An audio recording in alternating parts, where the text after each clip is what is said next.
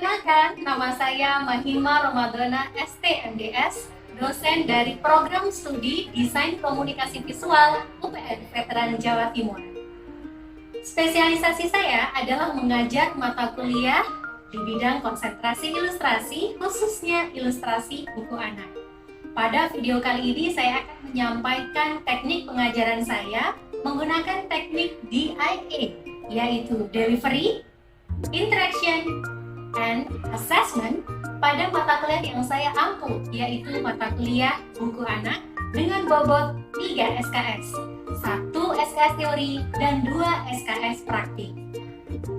Mata kuliah ini merupakan mata kuliah pilihan bagi mahasiswa DKV semester 6. Sebelum saya menyampaikan micro teaching saya, terlebih dahulu saya akan menyampaikan informasi umum mengenai mata kuliah buku anak.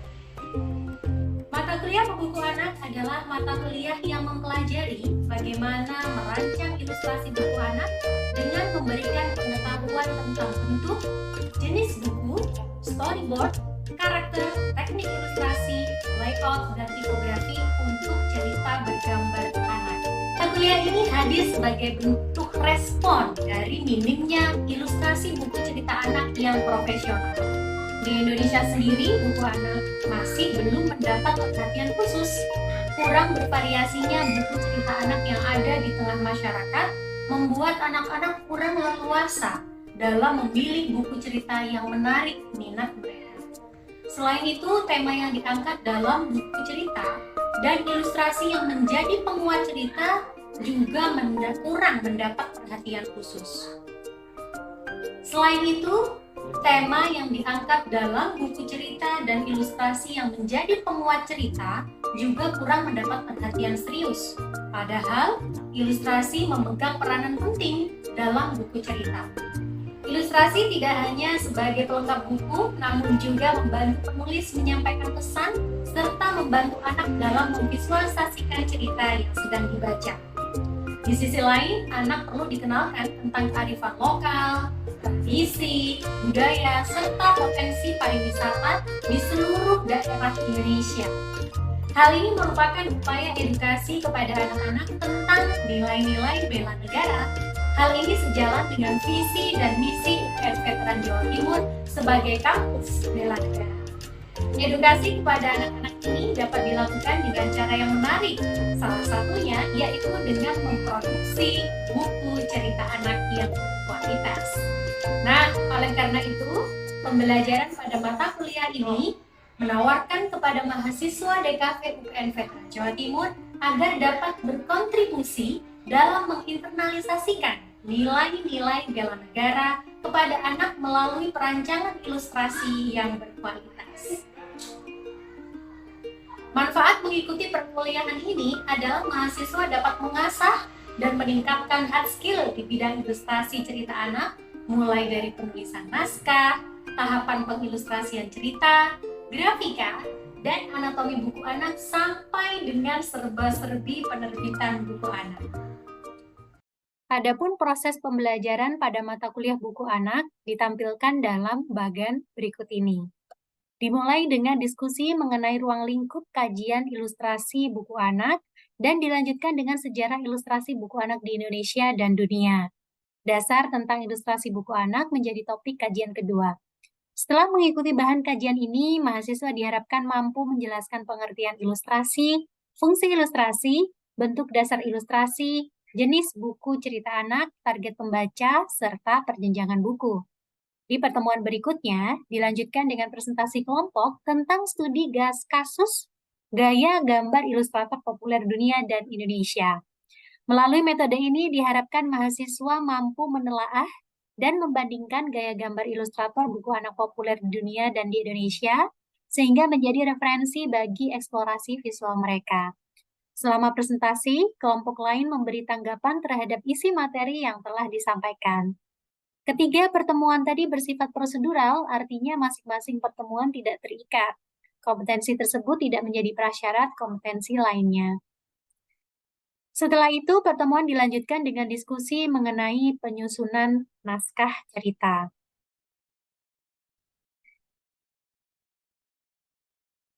Di pertemuan ini, mahasiswa diberi tugas untuk menulis naskah cerita secara individu.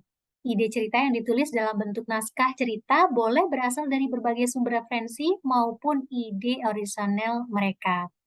Sehingga kompetensi yang dikembangkan dalam pertemuan ini adalah mahasiswa mampu menyusun naskah cerita sesuai perjenjangan buku berdasarkan sumber referensi yang akurat.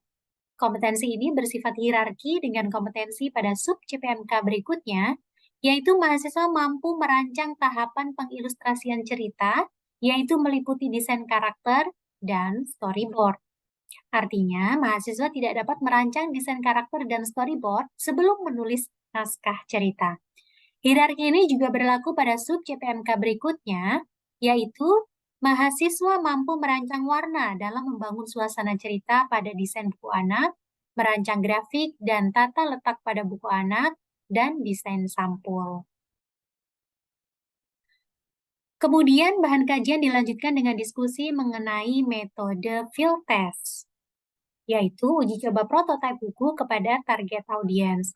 Pertemuan selanjutnya membahas tentang serba-serbi penerbitan buku anak, dan di akhir pertemuan, mahasiswa akan praktik merancang buku cerita anak dengan teknik pop-up dan mengimplementasikannya pada desain buku anak. Keseluruhan kompetensi yang dikembangkan dalam mata kuliah ini disusun untuk mencapai CPMK, yaitu mahasiswa mampu merancang buku cerita anak dengan menginternalisasikan nilai-nilai bela negara, kearifan lokal, tradisi, dan budaya Indonesia.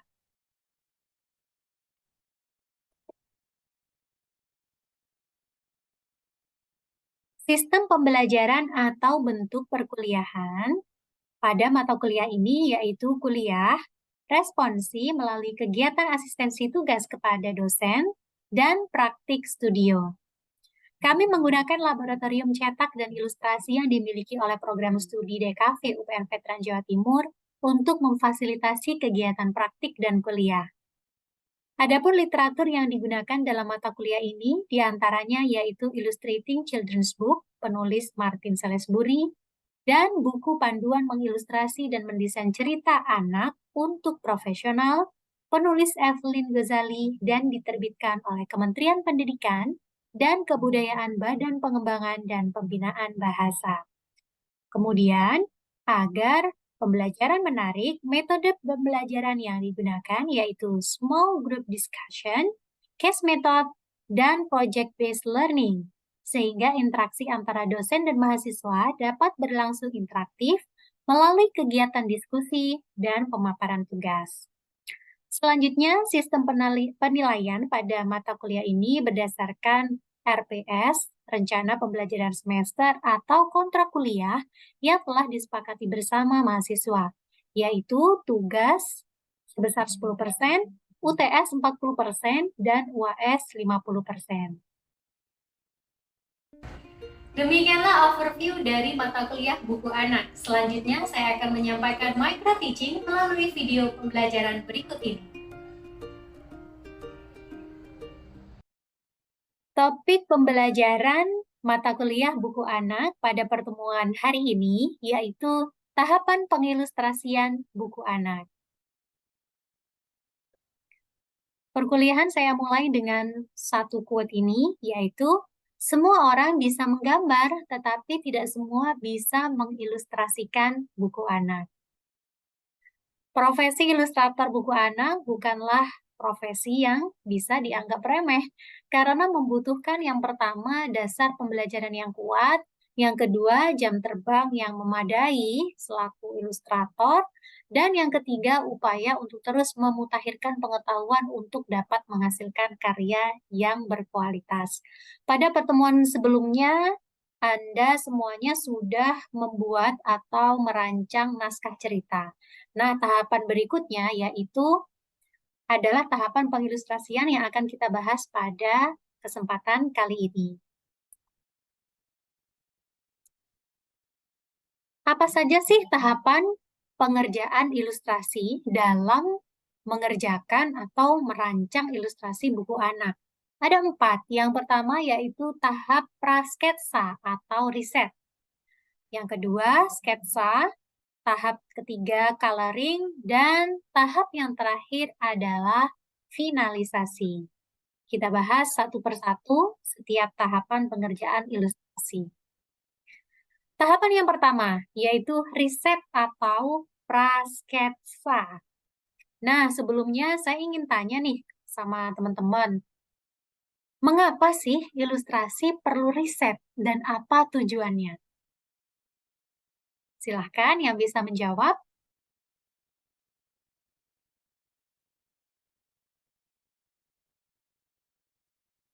Ya, terima kasih atas jawabannya. Betul sekali. Kita memerlukan riset sebelum melakukan sketsa untuk mengidentifikasi nada cerita, menyusun konsep dan gaya ilustrasi yang cocok dengan konten, jenis buku, dan pembaca sasarannya. Jadi tahap pengenalan naskah yang sudah kita kerjakan sebelumnya ya. Jadi naskah ini setidaknya 80% sudah jadi dan plot sudah final dengan menyisakan ruang untuk modifikasi jika diperlukan dalam proses selanjutnya. Kemudian penulis dan editor memberikan referensi dan rujukan beserta penjelasan, konsep dasar cerita, dan pengarahan apabila diperlukan. Kemudian ada satu peran, yaitu editor. Editor ini tugasnya adalah membaca instruksi ilustrasi agar dapat mengerti cerita dan agar kemudian menjelaskannya kepada ilustrator secara lebih rinci apa yang harus dilakukan oleh si ilustrator ini. Oke, nah setelah naskah dibaca dan dipelajari, maka ilustrator ini mulai meriset. Nah, masuk kepada pertanyaan kedua. Coba silahkan teman-teman menjawab pertanyaan ini. Lalu apa saja yang diriset ketika sebelum mengerjakan ilustrasi?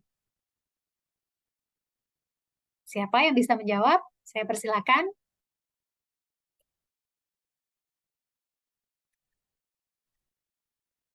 Iya, betul sekali.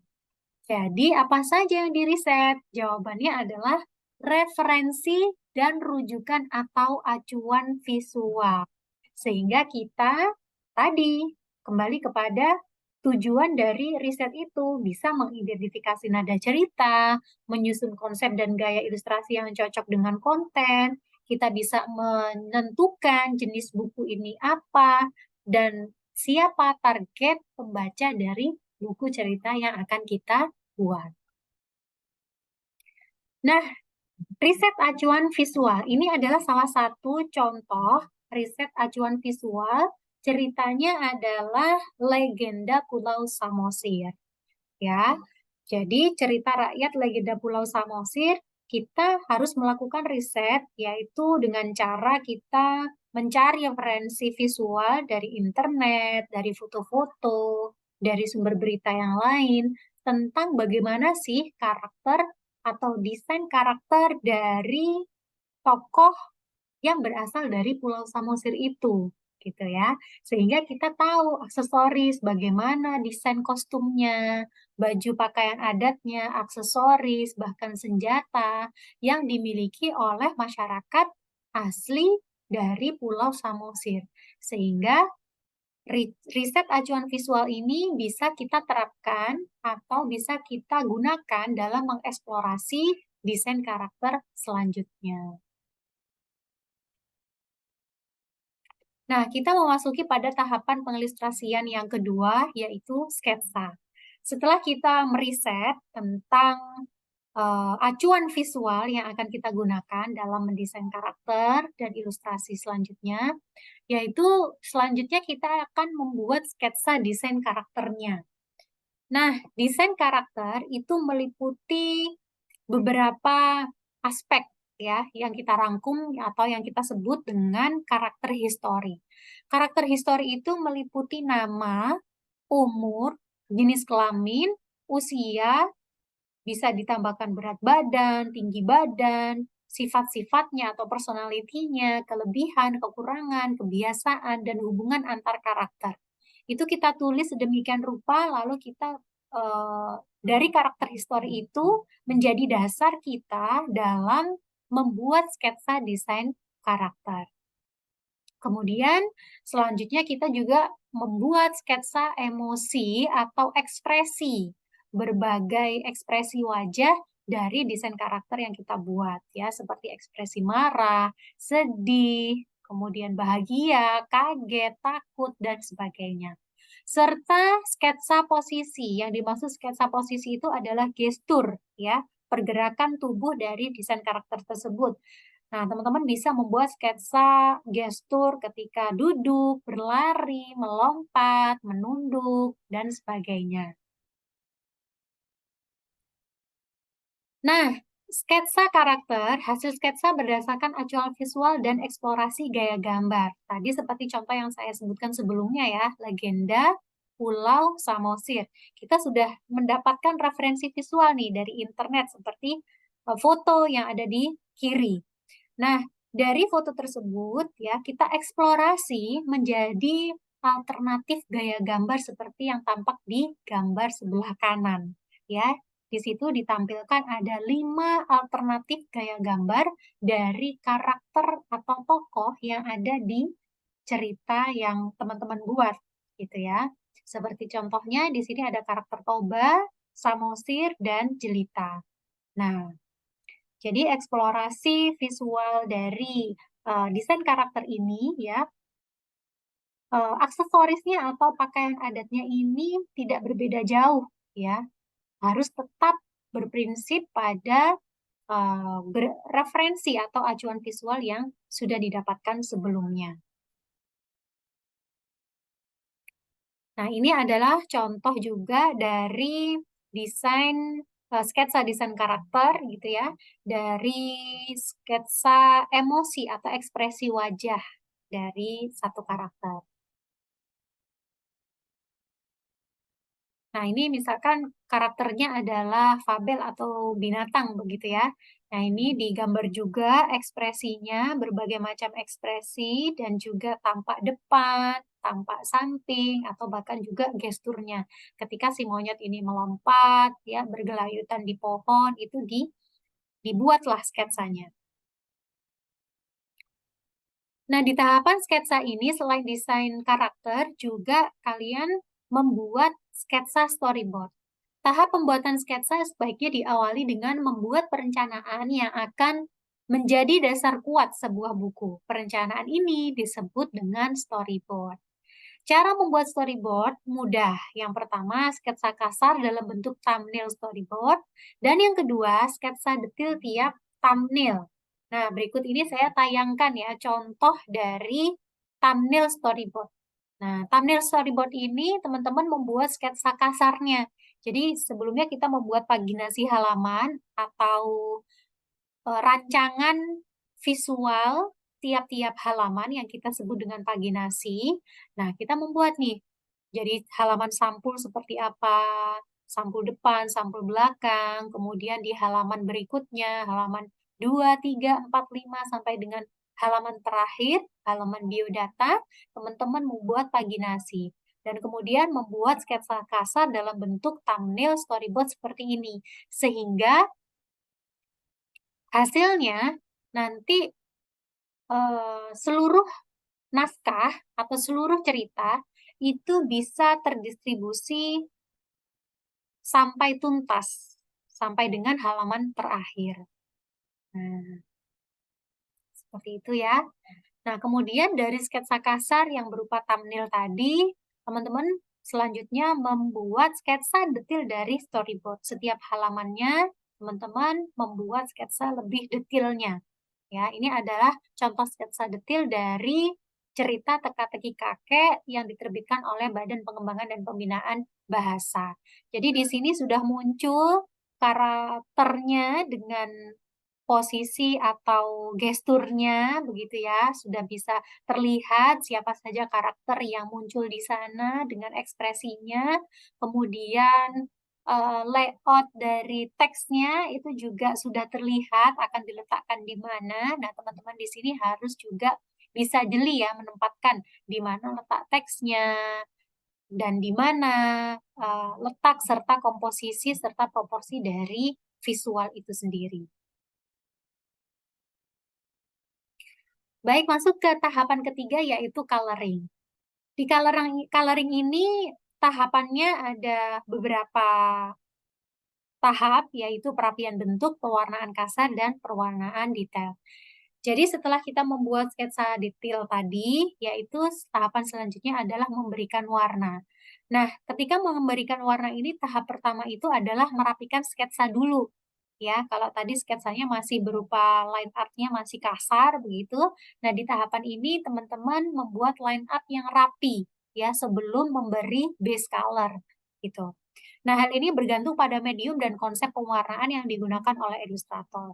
Kadang-kadang ilustrator beberapa ilustrator itu memakai line art dengan border yang jelas begitu ya, yang kontras. Biasanya memakai line art warna hitam. Atau juga ada juga ilustrator yang tanpa outline. Jadi mereka langsung memberikan base color. Nah, itu tergantung kembali kepada gaya gambar masing-masing ilustrator.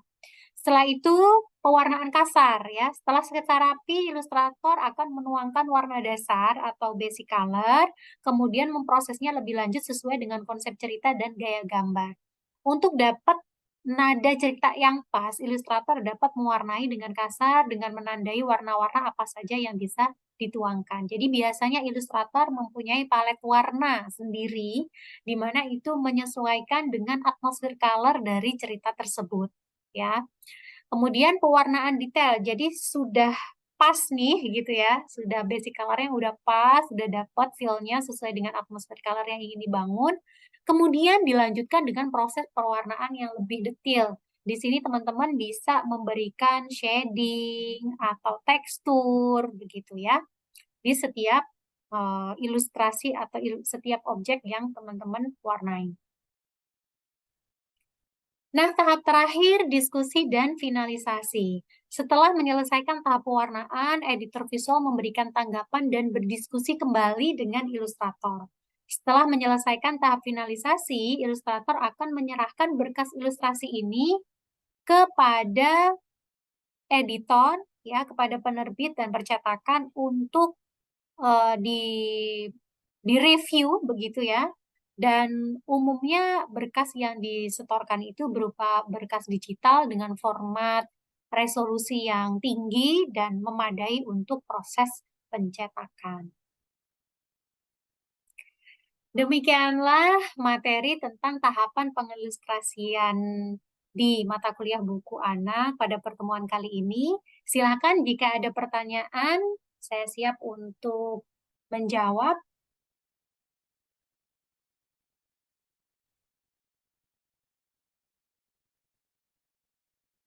Baik, terima kasih atas pertanyaan yang disampaikan.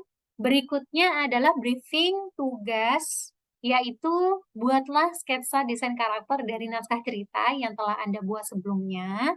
Sketsa meliputi tampak depan, tampak samping, tampak belakang, juga termasuk sketsa emosi atau ekspresi wajah, dilengkapi juga dengan sketsa posisi atau gestur. Ya.